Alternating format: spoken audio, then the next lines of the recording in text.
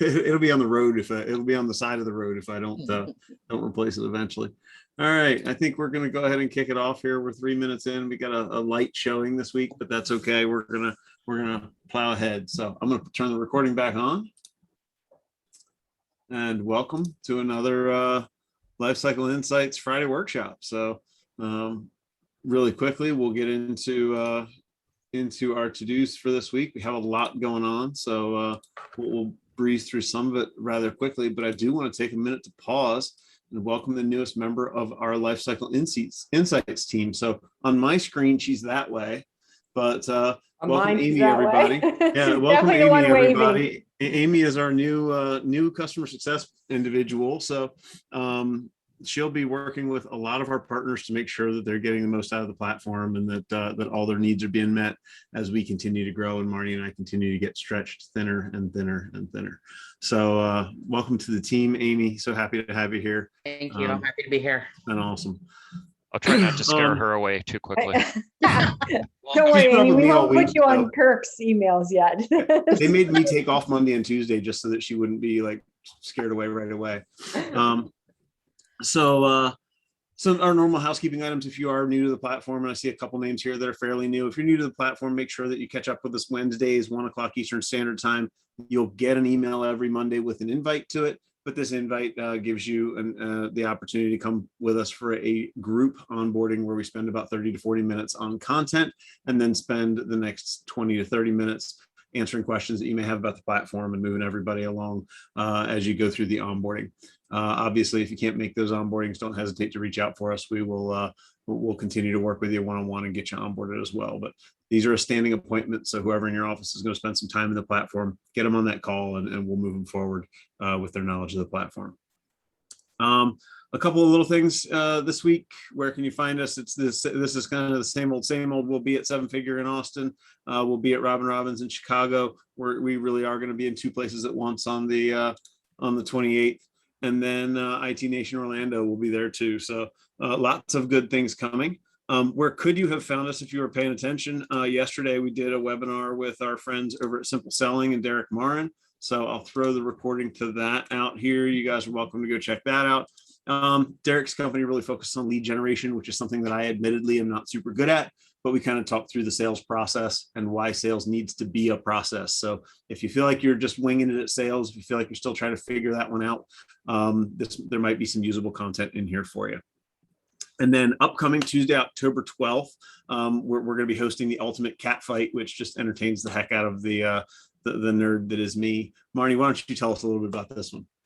Yep, absolutely. So Amelia Paro from ID Agent and I are going to battle some head trash around QBRs. I think by the fact that you're here, you've already taken out the battle yourself. But if you want to come cheer us on as we take out objections to why clients say they won't come to QBRs, we would love either the support, heckling, or questions in the chat. All of the above. Yeah, all of the above. We already have our costumes ready, obviously. Yeah. I'm putting that in my calendar right.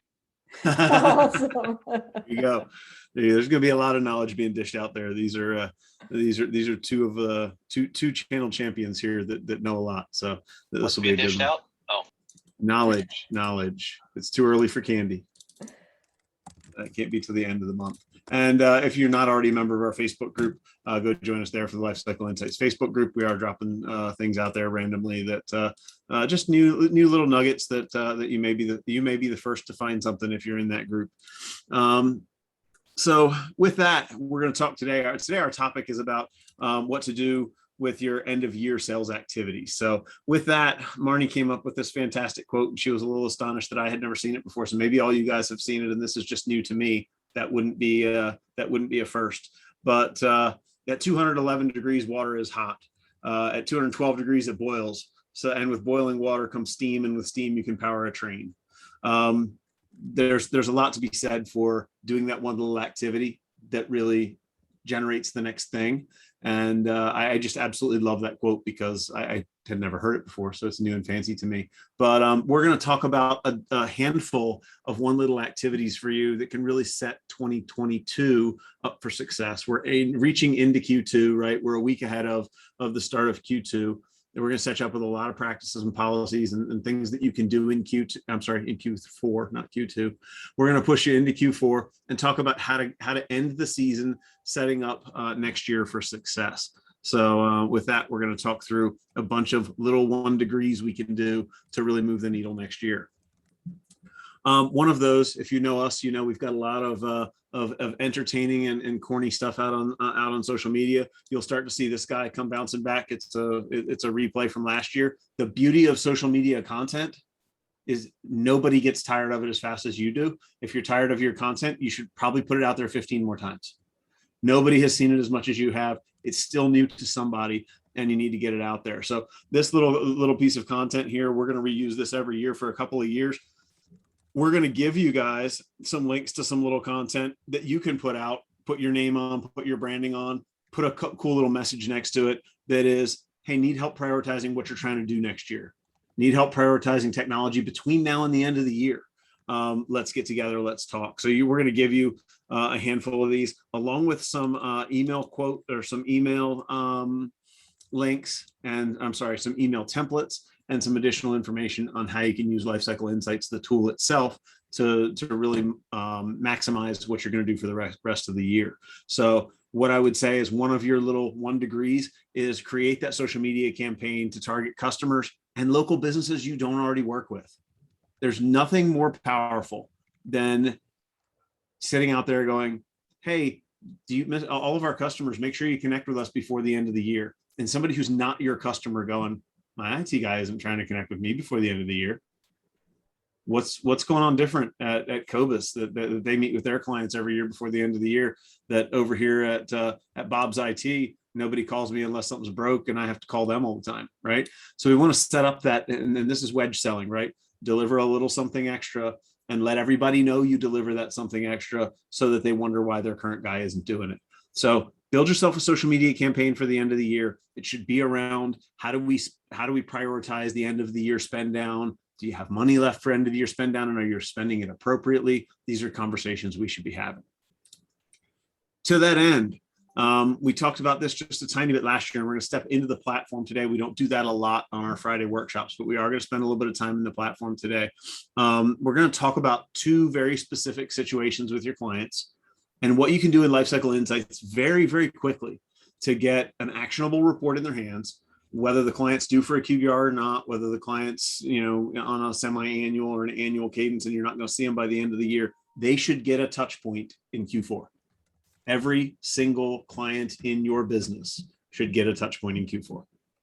Okay. Doesn't have to be a QBR. That's why we called it an end of year business review, right? That's not a typo. That's intentional, right? And this can be strictly an email. I just break into the prospective owner's house and sit in their chair when they come in. Now that does create a wedge between you and the competition. That's funny. So this is one of the email templates that we're going to give you, and it's simply an email to the customer that says, "Hey, 2020 was nuts. We all know it, right? And you're not surprising anybody with this. This isn't news. But before we know it, the end of the year will be on us. You'll be doing your taxes. Things will be over. We found a few things that we would like you to spend money on if you still have a bucket of money sitting around from your government handouts or just from having a great year. And some businesses did really well in COVID. It's we in the beginning we were really treading on thin ice about spend and about what we were asking them to spend money on. And about halfway through this year, companies just started spending buckets of money, and we heard from all of our partners that there was money to be spent. There were IT projects to be done. So what we're going to give them is a list that we've pre-procured that are our first priority assets for them to get rid of. Okay. This customer, this is the customer who probably has some technology debt. If you go look at their dashboard, we're going to see technology debt. We're going to give them that list of a couple of devices, whether it's computer switches, firewalls, whatever. You'll edit this to reflect that. And then we'll ask them to schedule a meeting with us to talk about how they're going to spend the money at the end of the year. I can tell you, I still have a sore spot in me that I had a customer that I didn't reach out to who showed up one day with 12 iPads and said, I just bought all these up at Best Buy and I want you to get these all to my sales guys. I had some money I had to spend at the end of the year and I went. But you have a 7-year-old server that we've been trying to replace forever and that was the same price, right? And so we want to make sure we get out ahead of that stuff. So the beginning of Q4 is when you need to start this, because by December, by Black Friday, your customers are already thinking about how they're going to spend that money. And we don't want them to buy a boat. We don't want them to buy iPads. We don't want them to go buy themselves a new MacBook, right? We want them to buy the exact thing that their company needs. And as owners, you guys know it's always cool to go buy yourself a new toy at the end of the year, but we want to have that conversation with the accountant and hopefully with the folks who are consulting us on the business about what we should be buying. So give them the opportunity to kind of close out the year strong and have a meeting with you. If they don't read this or don't, and so first things first, send this from HubSpot, send it from MailChimp, send it from something that will tag it and let you know if they opened it. And you guys, most of you know my theory on email. If they don't open the first one, send them a second one that's a little more aggressive in the subject. And if they don't open the second one, send them an email that says the network is down, and then apologize for lying to them, but just tell them you needed to get them to open your email. Right? They open 100% open rate every single time. Mr. Customer, the network's down. Whoops, Mr. Customer, sorry for that deceptive email subject, but I sent you 2 other ones and you didn't bother to open them. I know you're busy, but I need your attention. Okay. If you can get away with that, do it. If you can't get away with that, you're gonna have to pick up the phone or go knock on their door, right? Go knock on their door and have this conversation. This is stuff we have to talk about. So let's jump in the platform real quick. For those of you that are fairly new, I want to talk about a few things that we're going to look at when we do this. So if you're in Lifecycle Insights, you can grab any customer. What I'm looking at for this particular standard is technology debt. If a customer doesn't have any technology debt, this is probably the wrong email template to go to them with, and we'll talk in a minute about the next one. But if a company has any significant amount of technology debt, and 15 grand, it may not be significant enough. What we're looking for is the companies who have a big spend that they need to get something on paper and need to get out and actually really spend some cash. So this customer, they're going to get my other template. So I'm going to go back here to Creative Designs. They're kind of my favorite customer to poke at. But $46,000 in technology debt, they need to spend some money. Whether or not we can get them to spend all of that, who knows, but let's give it a shot. So what we're going to do is we're going to drill into the asset list, and I'm going to go identify what decides for me which assets I want to replace for them. Well, they have a pile of beyond end of life assets. So that's a good place to start. I don't think I can get them to replace 21 assets. So I'm going to use my judgment and say, probably won't get them all done by the end of the year. So let's go grab just a couple. And we'll grab the ones that have the operating systems that are end of life. Okay, this is your golden chance to get rid of the last of Windows 7. I thought by now it would be gone. I'm 100% sure that it's not, just in talking to partners. This is one where this is your opportunity to get rid of it. And if you guys aren't aware, if you look at the report in this order, as soon as I click print up here, the corresponding Word document is going to add the headers that allow me to show my server separate from my workstation. So if we look at this, you can see that I have one server in here and several workstations. So when I go look at the output from this, if I could figure out which Chrome tab it decided, or which Edge tab it decided to open it in. I know you're here somewhere. There we go. Wow, you're getting grumpy with me. Zoom just told me to move this window away from my shared application. That wasn't very nice. So this is the output that came out, and you can see I just clipped that and put it in the slides for today. But this presentation right here, Mr. Customer, if you were to spend your money anywhere between now and the end of the year, these are the 6 things I really feel like cause the most risk to your environment, put you in the worst place, like really create security vulnerabilities for you. And you've got somebody working on a 13-year-old computer, man. Do you not like them? Like, what do we have to do to get this replaced? What did this person ever do to you that justifies this kind of cruel and unusual punishment? So we can have that conversation, but you can see virtual server workstations. You can have the conversation about which ones to replace in what order if they can't do it all. But this sets a really good starting point for that conversation. So William says, I've been doing my end of the year stuff the last month or so. Awesome. And the next month or so. Yep, perfect. That is awesome. Awesome. Budget report's great for this. Using it in Q3 to show where systems are needing to be replaced so that they can plan for 2022. Yep, this is it. And if they have an uptick in 2022 spend, this is a great opportunity to call that out early and say, hey, maybe we buy some stuff early so we don't get stuck paying for it in 2022. So let's go back and look at that other scenario, because we do have 2 scenarios just kind of chilling here that that are just a little different. And then we'll look into a couple different ways to slice the data in the platform to really see how we use it. But that's how I created this. Really, really straightforward and simple. A little bit of swatching, dump the report out, and set it up for success. If you wanted to take an asset type off of there, of course, I can go to the top right and choose only servers or choose only workstations, make a couple of minor tweaks to make sure that my output really looks like what I wanted it to look like. Next is the customer that doesn't have a lot of technology debt. So this guy doesn't have a whole lot of stuff overdue. Now, when I printed my budget, he's got a little bit of a chunk of overdue. But this is the other presentation of this, right? And Kirk's talking about presenting budgets to show folks where they're at. What I did here was printed out a 3-quarter budget because I'm still in Q3. By next week, you'll only need to do a 2-quarter budget. But this will show them, hey, here's how much technology debt you've got rolled up. Here's how much you've got left to go this year. So we need to spend 50 grand almost by the end of this year before we get into next year, where this is all going to roll into, that's overdue technology debt bucket. And this is a really good opportunity for you to really sit down with the customer, talk about what technology debt is, talk about how this snowball works, because if we don't spend this $800, guess where it goes? It goes right up there. And if we don't spend this $24,000, it goes up here too. So this gives us the opportunity to talk about that debt snowball. We've given you a different email template to go along with this. You can use these as a telephone template too. If you want to call the customer and have the conversation, this is a great starting point for that conversation. So, we're thankful that you've partnered with us this year. As the year wraps up, we get asked a couple of different things here. Hey, we're out of money. What technology expenses can we push into next year? Some people didn't have a good year. We want to acknowledge that.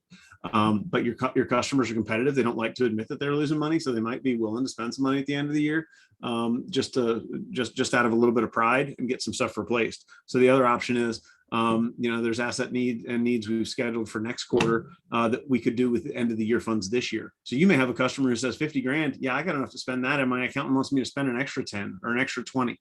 Right? We can reach into next quarter and even the quarter after. Or we can reach into projects not scheduled, and we can take on things like extra security initiatives, right? This is how we get that new firewall in place. This is how we get those things that maybe aren't out of date yet, but just add an extra and different value, a new BDR solution, a new managed service or something like that. If there's a big project to move them from G Suite to Microsoft 365 or whatever. So we can kind of open the door to have that conversation, kind of have that breakdown and that call with your customer. So this is the other way to look at it when a customer doesn't have a ton of technology debt set aside or really sitting there needing to be spent. Does that kind of make sense for everybody as we approach those two different scenarios? And that budget is, let me go switch my share here. That budget's created in the system, pretty straightforward. There's a few things I want you to think about when you build this budget. So what this is, Did you switch your share? Because we're still seeing the. Oh, I thought I switched my share. I'm going to Operator error. False. There it goes. Okay. Yep. So budget forecast, go up here and look at changing reporting options. And really what I've done here is brought this down to just a 2-quarter budget or 3-quarter budget. 2-quarter budget right now doesn't work because we're in the last week of this month. So a month from now, you'll be able to use or a week from now, you'll be able to use a 2-quarter budget. For now, I've got to use a 3-quarter budget. In a future release, we'll give you a start date for budgeting, and you'll be able to play with that a little bit. But as it sits today, play with the budget a little bit. Don't forget, this is going to dump a Word document. You can delete a row out of it if you don't want to see the remnants of this year. The other thing you might think about here is if you really want to have the hardware conversation with your customer, there may be a point at which you just hide contracts and subscriptions for this one conversation. I'm not saying they shouldn't be in there overall, but if you want to show detail, that list gets long, right? And if we want to keep this on 1 or 2 pages to keep our customer focused, we might strip just a little bit of detail out of here by nerfing contracts and subscriptions from this budget. We can hide all our zeros. We can clean some of this stuff up. But really, this is about the budget that we want to see. We're going to show the projects not scheduled sections so that we can actually reference those as part of this and say, hey, here's that security project that I wanted you to get taken care of. I don't have that category in mind. You must be running an alpha version over there, buddy.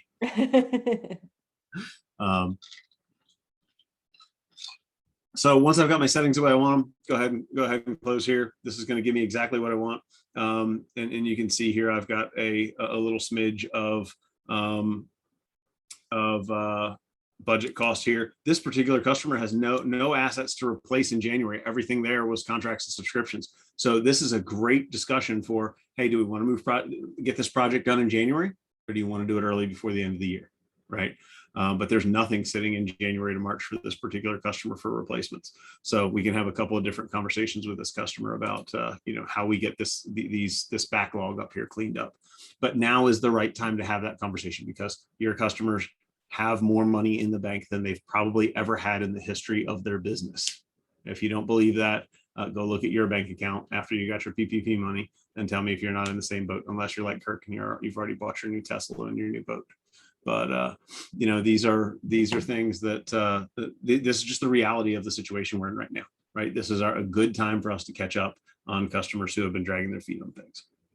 So, and don't forget that with all of these views, you can just make a couple of quick tweaks. If I want to show the same budget for the next customer, I can literally just go to the next customer. No problem. The budget stays up. The budget continues to present with the same settings, right? We're doing 3 quarters with all that detail hit, with all my contracts and subscriptions hidden. So here I can find that customer that's got money to spend next year, or that has to spend $5,000 next year. They kind of need to get caught up, but they also have a really, really weak close out to the year. So we might be able to get into some of the stuff that they've got as backed up expenses. Any questions about this and about presenting this? Obviously, just dump it to the Word file and you'll get what we had on the presentation. Anybody doing anything different at the end of the year? Because I know some of you guys, this is not your first year end with Lifecycle Insights, and you're getting into some creative ways to tackle this end year end spend. And really happy to hear a couple of you guys have already started this process. I know William won't talk with the baby asleep in the car, so we know that he started 2 years ago with just sending the red asset list, right? Yeah. And then he did put in the chat that he's already doing these conversations now. We already did them last month, and he's doing them next month, or this September and October, to get ahead of it. If you still have Windows 7 left, what we recommended a lot of folks to do was literally just go grab the Windows 7 machines, the machines with expired operating systems, and just go print this report for every single customer you have, right? And everybody's at a different place in their maturity. Don't feel bad if this is the place you're at, right? But go down and print this list for every single customer, right? Go here, click print. Go here, click print. Oh, this guy doesn't have anything, so you're good to go on him. This guy over here, click print, right? Get these assets out into a list, get a templated email you can send out, get into HubSpot free, get into MailChimp, get into any product that will let you see if people open your emails, and send a templated email with the attachment to every one of these customers. I promise you, if you have 50 customers in here, you can do this inside of 2 hours. And if you can spend 2 hours and get 3 or 4 or 5 of your customers to spend a bunch of money and get rid of a bunch of assets, your life will be in a really, really, really good place. Wow, that's an interesting little Easter egg tucked into the system. I just saw we have a PC that hasn't been born yet. You've never noticed that. There's a feature. I'll give you a link to the marketing materials here in just a second, Ron, and it'll have all of the collateral on it. So it has the scripts on it as well. So yeah, there back to people being on board. I want to get started on this stuff. Yeah, no, this is how we roll. This is how we get things done. So, this is going to take 2 hours for you to get done if you already have some sort of a mail system set up. But spend the 2 hours, get through this on all your customers, and then schedule, an hour every 2 weeks to follow up on it from now to the end of the year. You don't have to put a ton of time into this. Call the customers who don't respond, continue touch points on the customers that are really important to you or that represent a large opportunity to you. Because really, at the end of the day, these are big opportunities for MSPs. This is an opportunity for you to go sync a $10,000 hardware sale that you can make 15 points on and really get your customer in a better place, all wrapped up before the end of the year. There are some MSPs out there that work with the IRS 179. Is that what it's called, Marnie? I'm gonna screw that up. I thought it was 157. Maybe, yeah. There's an IRS provision out there for something to do with, you know. Oh, converting that business over to one hardware with as a the service tax and deductible. Yeah, yeah, yeah, yeah. there's some tax deduction stuff. I never got into that. I really just sat and talked to my customers and said, hey, if you got a pocket full of cash this year, Uncle Sam's going to take half of it. So why don't you spend it on technology instead? And it's a much 157, 158. Okay, so Jeff's on board. Jeff's got it figured out. So those are the, you know, those are the things that you can have the conversation with if you've got customers who are more advanced, who are doing a little more with it. So, but again, this all takes process. You've got to start now. If you don't start now, the year will be gone before you know it. And schedule yourself an hour a week, an hour every 2 weeks, some minimal commitment just to go back and touch on this. Because if you don't, you'll send the emails, you'll walk away, and you'll look back and you go, oh crap, it's January 15th, and you know, 10 of my most important customers didn't get back to me. So make sure you schedule some time to deal with it. The last thing that I want to go over on this particular topic is something that is absolutely a work in progress. We're going to get it out to you guys in just a couple of days. But what we're working on is an end of year checklist for each of your customers. And this is going to be the stuff that's in green, highlighted in green, is tasks you can actually perform in Lifecycle Insights to clean up the customer, get them ready for the rest of the year. The stuff that's in black happens outside of Lifecycle Insights. You do something else with it. But these are all good practices. And I'm polling some of what I consider to be the you know, the elite among the vendor side of the channel. But I wanted to bring this here today and poll you guys and get some notes, because I know we have some folks here who are pretty mature, who have been working with us for a while and are really have good dialed in processes. Take a minute and read through this, and then let's talk about what on here you guys think has value. If there's something here you don't see the value in, let's talk through it. And then I'd like to hear where you think our misses are, because I'm sure there are some things that you guys can come up with that that escaped me as I started to build this.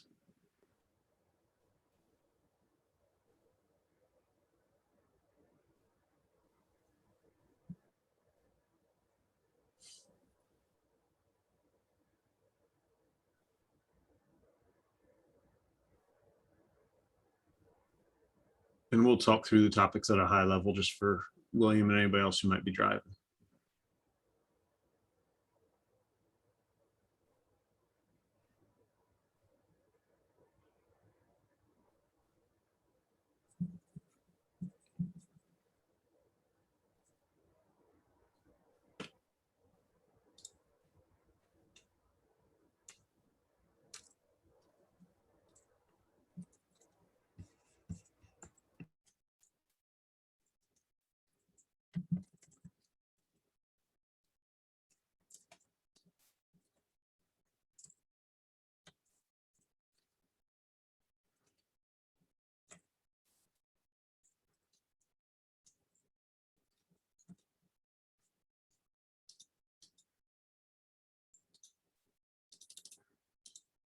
All right, so Kirk.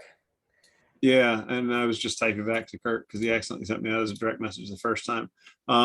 So I kind of intended to get that stuff in here, but obviously in strategic initiatives, but obviously I didn't spell that out clearly enough, because Dave Sobel picked up on that and kind of pushed back on it as well. And when I wrote that, that was what I was intending to cover. So I'll expand that a little bit with some better verbiage to include that one wrapped up in there. So I'm just going to bounce through these topics real fast.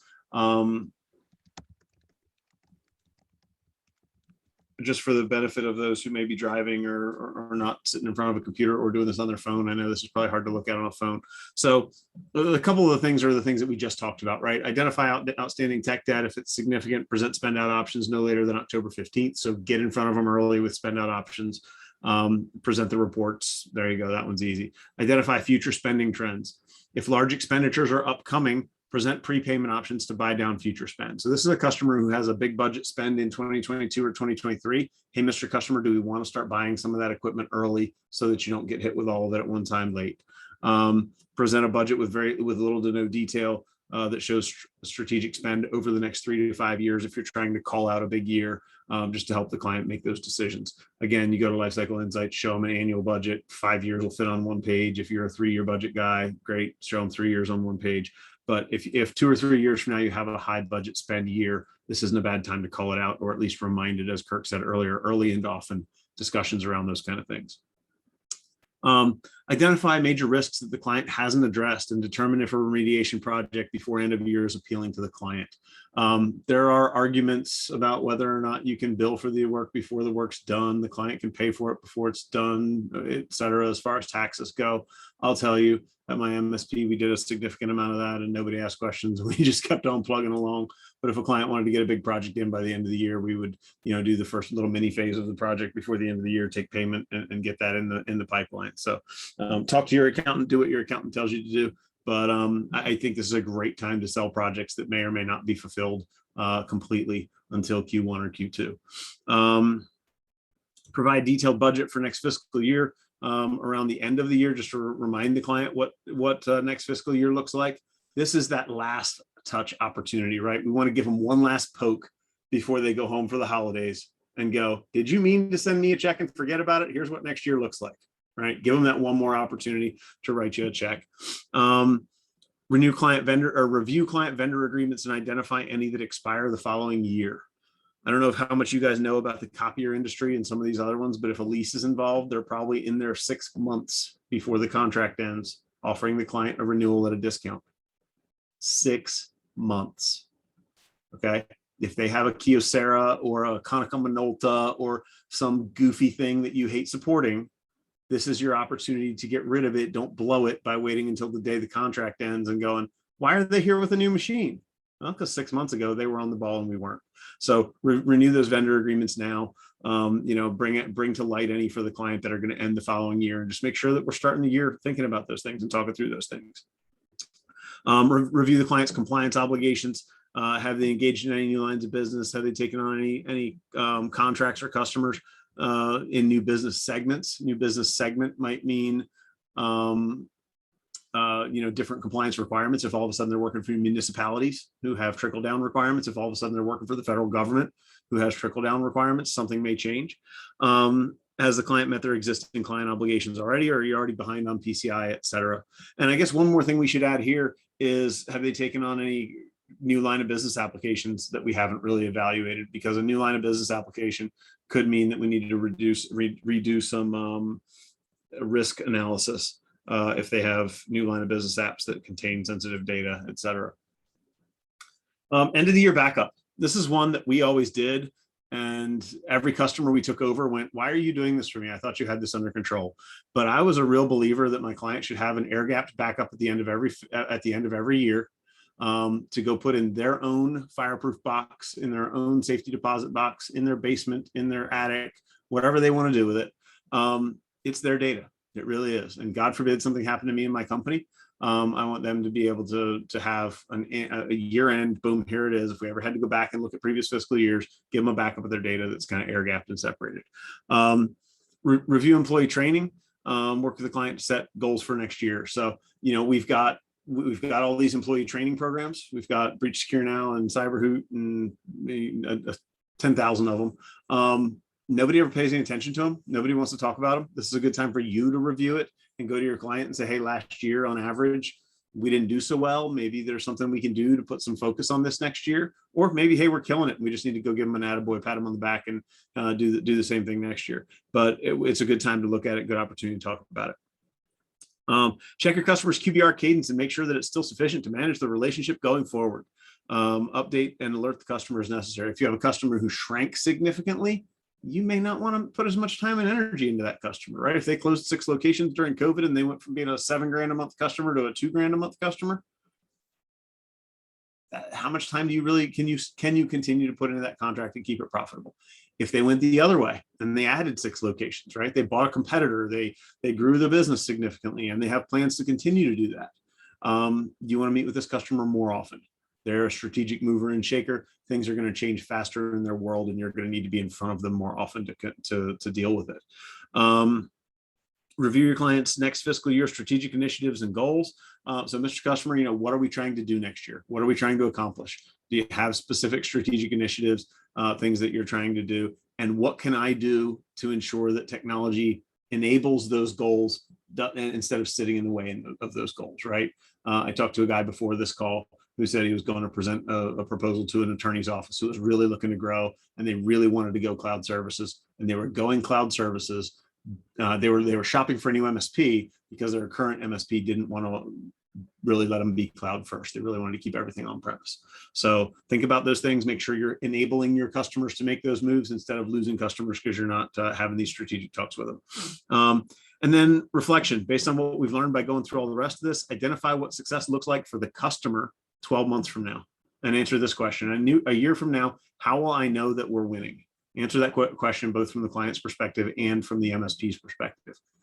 Those two answers should be at least slightly aligned. Where there's huge overlap, there's a huge win, right? Where their goals match your goals, they're willing to spend money and you're happy to take it. So look for those opportunities. But what we want is a win-win scenario where the majority of their goals align with the majority of your goals for this customer, and we can continue to move everybody forward in the right direction. There were a few pieces of input up here. Moving every quarter before going into a technology assessment.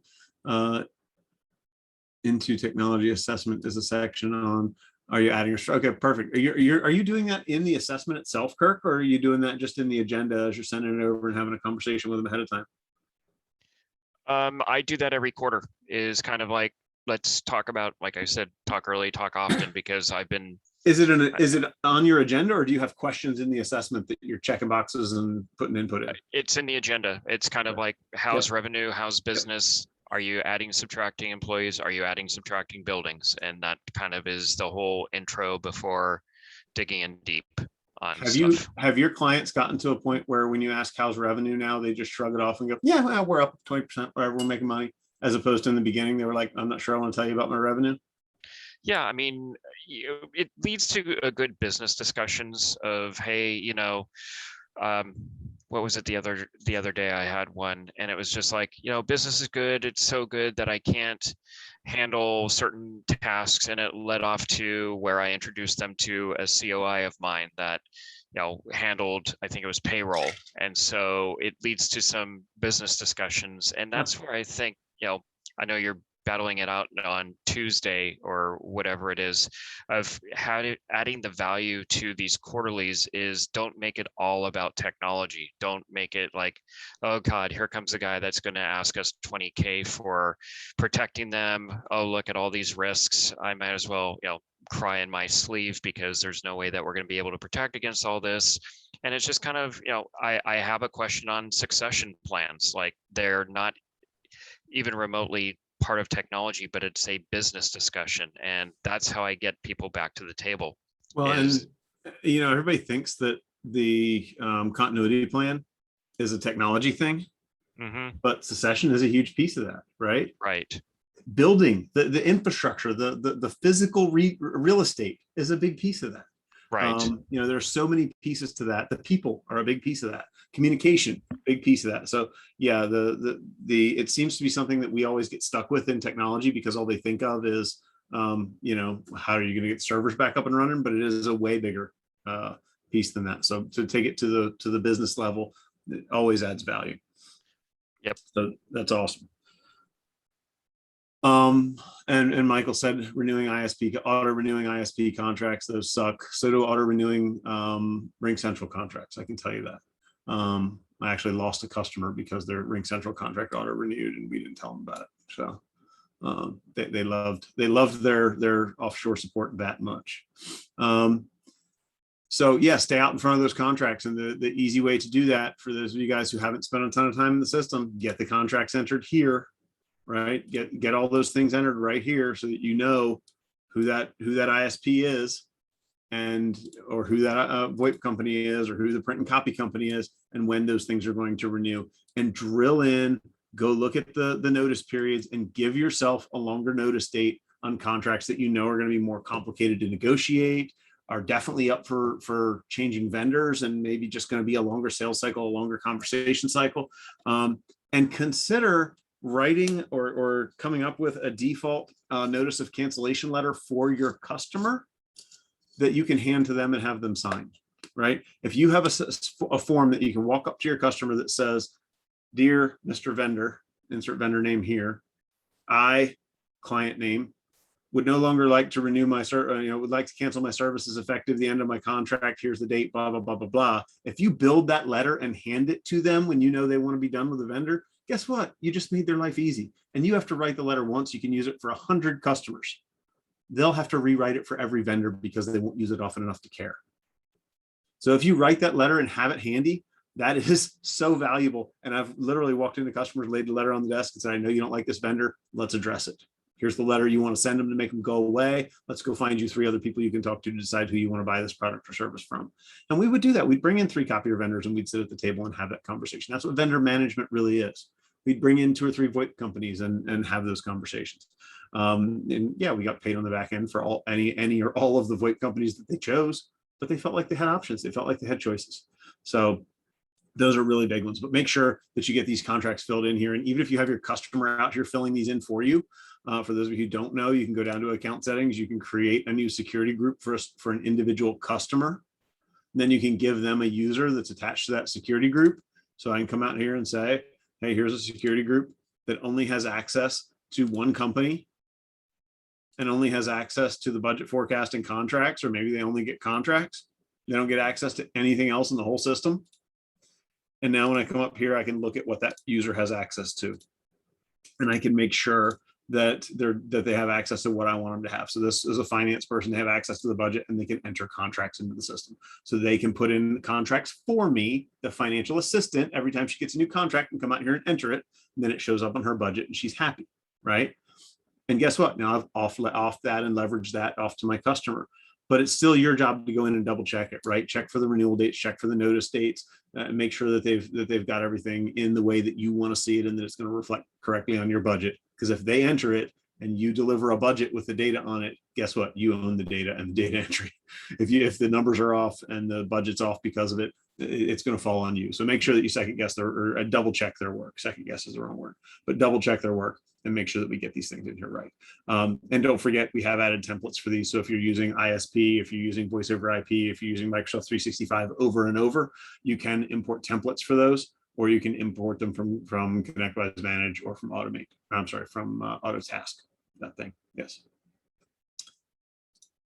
So with that, I'm going to throw you guys one more Google Doc. This one is total rough and tumble. You're welcome to take it the way that it is, but I would guess that very shortly in one of Marnie's Monday emails, you will find a better version of our MSP end of year checklist. So keep your eyes peeled for that. That'll be coming. That's something that we're going to get out to you guys just as a usable piece of collateral. But I put the Google Doc that has it in it out in the chat so that you guys can grab it and utilize it.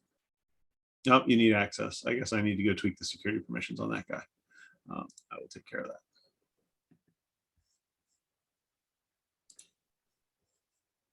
Gotta love security.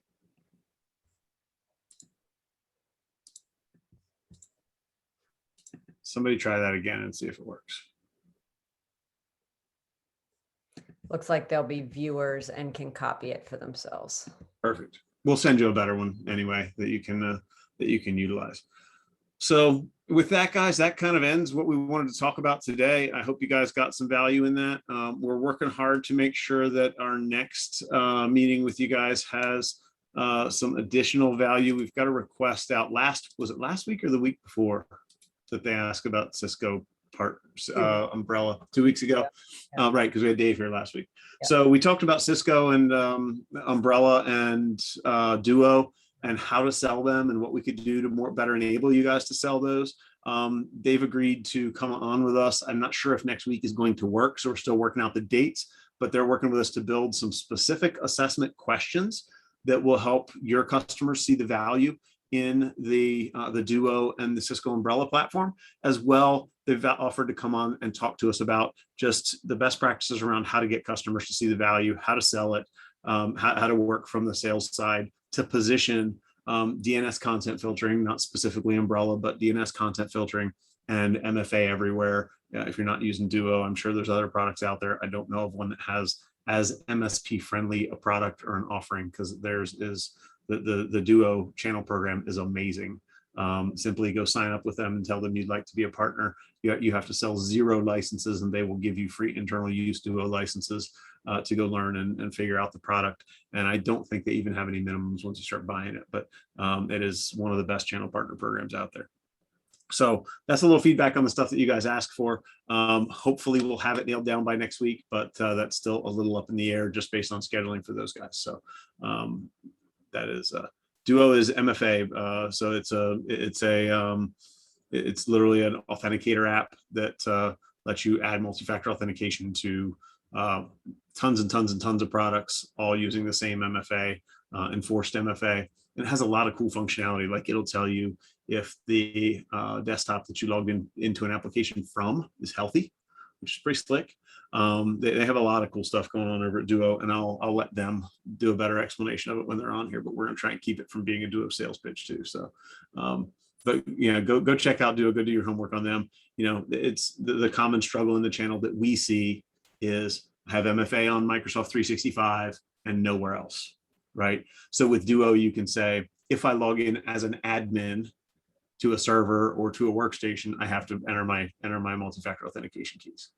So that means the client can't log in without a Duo license, can't log in without anything else. So that's kind of what's coming up next. Oh my. Tips and tricks for tracking software in LCI. Yeah.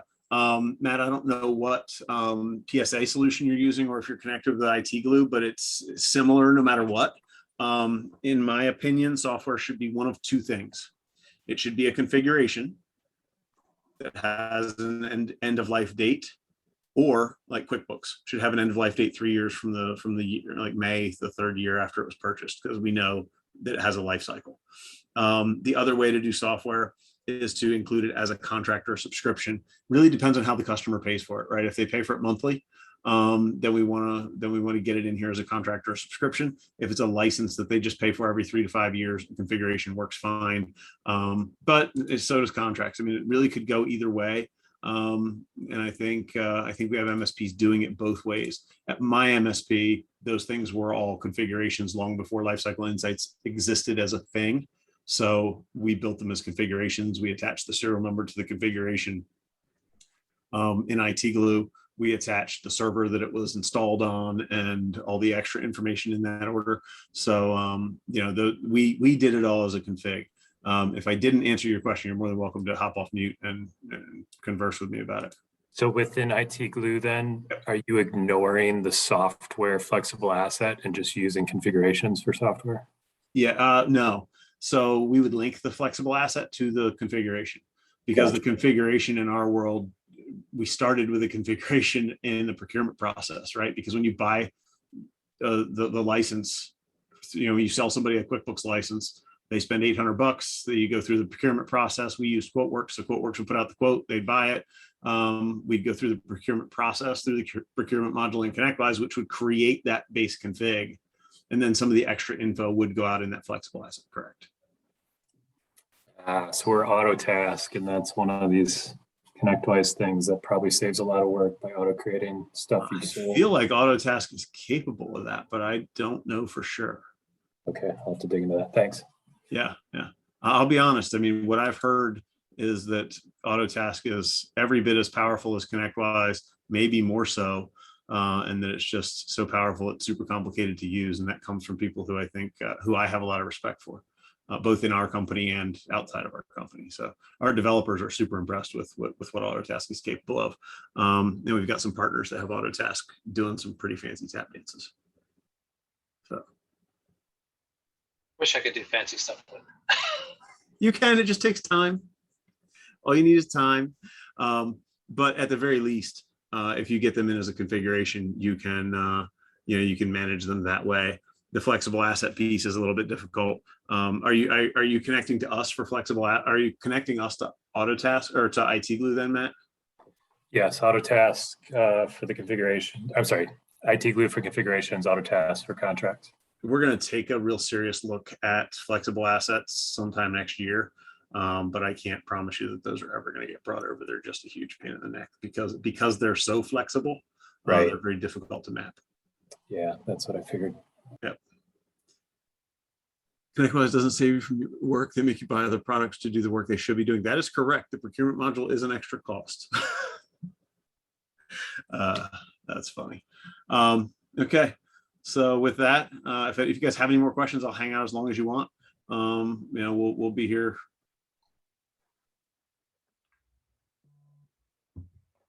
I don't even understand Kirk's question. Kirk's sending me direct messages, and I'm starting to question my sanity. Cisco I with question my sanity all the time. Remember you told me about the potential client that you had with the Cisco like 50 configurations that was trying to work with you on that.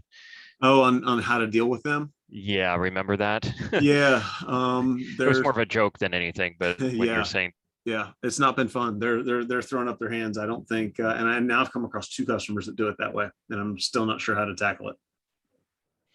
yeah, throw them over to a consultant that can help pull Well, the Christmas tree lights apart. the problem is the consultant that told them to do it that way is damn near a legend in this space. So they don't want to walk away from how they've been doing it and they've got 100 customers that are all done that way. Like it's not an easy, there's no easy button for undo. So Yeah.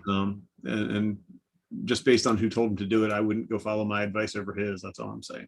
Yeah. Okay. So yeah, it's an interesting one. These are the joys we deal with. Yeah. But thank you. Absolutely. Always something new to learn. That's the goal. Yep. One little nugget, right? 1 degree. We'll Since go you're right always- back to that guy right there. I learned that new today. I got a question for you.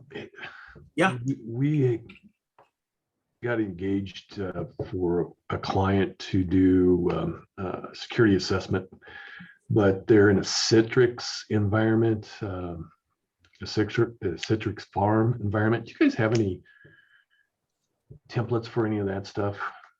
Oof, I do not. Or a cloud environment? Where is the Citrix stuff hosted? It's some vendor, some third-party vendor. Oof. I don't even know what tool to throw at that. Yeah, I didn't know if you had anything of maybe help me kind of outline what I need to get done on some of that. I can handle their local network just fine. It's Yeah. just they get a server farm or somebody, a third party is doing a Citrix farm for them. Kirk says burn it down. Yeah. Is it a direct purchase or is it something that they've done through their They an MSP? they engage with this was a previous client that came back to me, but anyway they decided that they're gonna move all their, it's a law firm, move all their document management out to the Citrix farm and stuff like that. So I'm just scratching my head a little bit, making sure I can cover their assessment correctly and stuff too. You know who might be a good resource for that? And I don't know if he's got time to do it because I know he's kind of underwater. What's your time frame like on this? Probably with the next month. Okay. Let me introduce you to, do you know Jason Slagle? Heard his name, but I don't know him. Let me introduce you to him. I think even if he isn't the right person, he's in the right circle to know the right people. He might have some better advice for you than I have. And the answer to this might be that you just have to pay somebody to do the Citrix farm assessment with a fancier, better tool than we have. Right. But Jason will know the answer to that. Okay. So I'll put you in touch with him. Okay. Sounds good. Thanks. Absolutely. Alex, any thoughts, tips? As I'm going through preparing budgets for customers, one of the struggles is cleaning out, again, IT glue configurations that are populated by Kaseya and all the workstations that have been replaced at some point that are still sitting there, not archived. Do you have tips on how to stay on top of that? I have a couple of tips. They may or may not work. It depends on how well your integration's going over from Kaseya to IT glue. So let's look at that real fast. If you go to the asset list, you'll see all those assets and you might see some duplicates. Yep.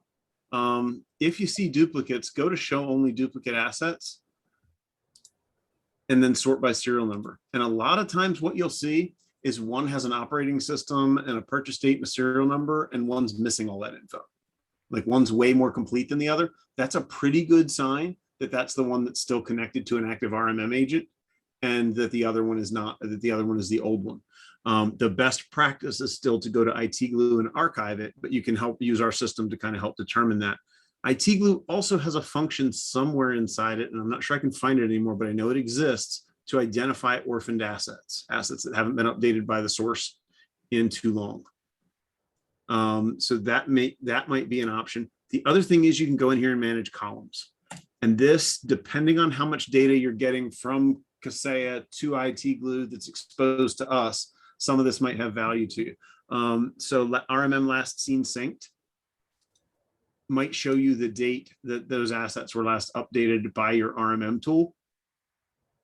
If that data is making it to IT Glue and still making it back down to us. Yeah. So Okay. 3 things: look for duplicates that are incomplete. That's usually a pretty good indicator. Then look at IT Glue itself without looking at us and look for orphaned assets, and then enable that RMM last seen sync date and see if you can start to identify some of them from there. Okay, thanks. Yeah, that's pretty much what I've been doing. And Okay. you get down to that Yeah. list of they don't have the date, or it's been just old enough that you're like, I don't know. And you feel like you're in that middle ground of the customer thinks you should have known this, so you're afraid to ask. And sometimes there's just some stare and compare, right? Is what you're finding is that the Kaseya agents are offline? Yeah, I mean, it's a combination, right? It's some of it is we did the upgrade and we just didn't clean up out of Kaseya / then archiving out of IT Glue, kind of 2 different steps. Yeah. Or there are some nuanced things that cause stuff to get duplicated within Kaseya, and that becomes a headache too. One of the things that we find all the time with MSPs as they onboard with us is that their process for creating new configurations and for deactivating or retiring configurations is not defined enough. Yeah. So it doesn't fix what's broke, what's out there as orphan data today. But I'll tell you, if you continue to see this, it's a process problem inside the company. You need to build a better process for onboarding and offboarding configurations to make sure that everything gets mapped the right places and configured the right way. When you get to the size that you can have a procurement person or an office person who does procurement, a lot of that can live on them, at least for the onboarding side. The offboarding side has got to be on your techs. And the only way I was able to actually kill off that problem was to not allow my techs to close the ticket, to make them hand it off to my account manager to sanity check it and double check it, and have them close the ticket. Interesting. Yeah. So we're talking around the idea, we use some scripts to migrate data between old and new. We're tossing around the idea of forcing some questions, then to ask what's going to be done with this old one. And then in an ideal world, we might be able to program it to auto clean it up based on there you go. answer. So we'll see if that works. I wasn't that smart, so I had to throw humans at it. I'll share if we're actually able to pull it up, I'll share it. Awesome. But the good news and bad news is you're not alone. Good. Well, Right. Yeah, good and bad, I guess. Good and bad, because that means a lot of folks have struggled to figure this one out. But it really is just process and getting your engineers to stick with the process. But obviously, when it comes to a process that's leading to billing mistakes, that's a problem. That's a tough one. Yeah. So totally get it. I had to make those calls at my MSP when we launched Lifecycle Insights, because it found all kinds of stuff that we hadn't been doing well enough. So I feel your pain. All right, with that, it's 4 o'clock and it is Friday. So that means it is 5 o'clock somewhere. And you guys should all be rolling out and cracking a beer. Yeah, have good weekends, everybody. Have a good weekend, everybody.